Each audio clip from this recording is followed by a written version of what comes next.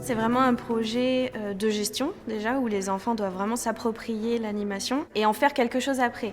Et pas juste prendre l'animation, en parler un petit peu en classe avec l'enseignant sur le moment et ensuite passer à autre chose. Là, c'est vraiment sur l'année. Et ce qui est très intéressant aussi, ce qui me plaît beaucoup, c'est que les enfants de l'année passent le flambeau à ceux de l'année d'après. C'est quelque chose d'incontournable en fait d'étudier la biodiversité d'une aire marine éducative, surtout quand voilà, on a un estran rocheux qui est peuplé de milliers d'espèces. Tout au long de l'année, ils font des inventaires alors, de façon scientifique, avec des échantillonnages. On explique pourquoi on ne peut pas tout compter, on ne va pas compter toutes les huîtres de l'estran. On essaye de le faire à la même période chaque année. Et là, l'année prochaine, il y a un scientifique de la faculté de sciences de l'université qui va pouvoir venir leur expliquer aussi sur un temps beaucoup plus long. Voilà, ils ont émis cette question aussi, de savoir, ok, nous on l'observe, mais on aimerait savoir, il y a 50 ans, comment c'était en fait.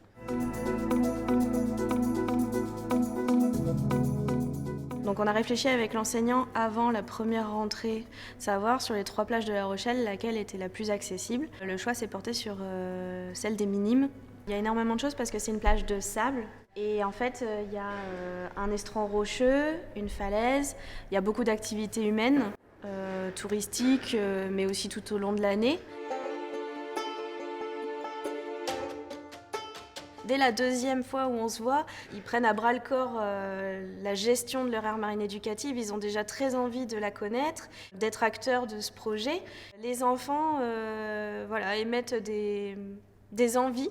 Les enfants sont beaucoup partis sur la pollution. Déchets sur la plage, les mégots, etc.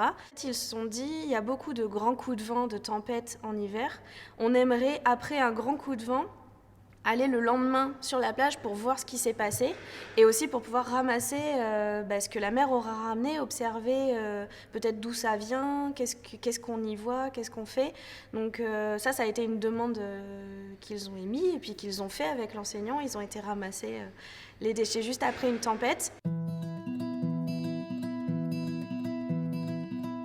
Les enfants de l'aire marine éducative, en fait, ont décidé de proposer à la mairie de mettre des panneaux sur la plage, en haut de plage, pour essayer d'expliquer qu'on ne peut pas jeter n'importe quoi, qu'il y a un temps de dégradabilité des déchets dans la nature qui peut être plus ou moins long.